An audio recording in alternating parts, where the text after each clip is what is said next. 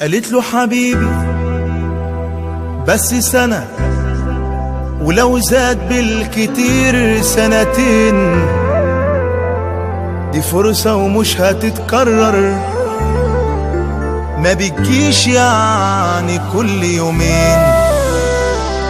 عشان يرضيها قام سافر، وكان علشانها بيعافر، تعب واستحمل الغربة عشان يبقى معاه قرشين. كتير في الغربة بيفكر بتعمل ايه وحاسة بايه، وكل لما توحشه هي يبص لدبلته في ايديه.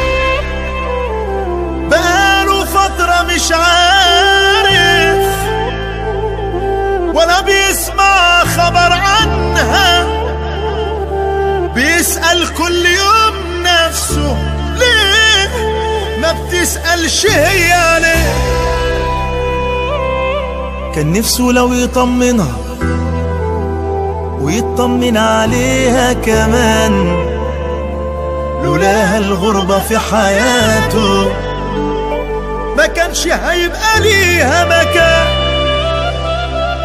لكن في رسالة جت منها وكانت فيها بتقوله، بقيت دلوقتي انا لغيرك، يا ريت تنسى اللي بينا زمان.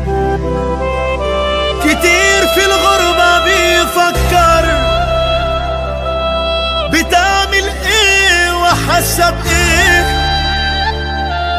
وكان لو عنها يتكلم يداري دمعته في عينيه. ما كانش كلامها ده في باله، فاكرها تبقى عايشاله، ما يعرفش ان في غيابه خلاص قدرت تعيش بعديه. دي قالت له حبيبي بس سنة، ولو زاد بالكتير سنتين، فرصة ومش هتتكرر، ما بتجيش يعني كل يومين، ما بتجيش يعني كل يومين.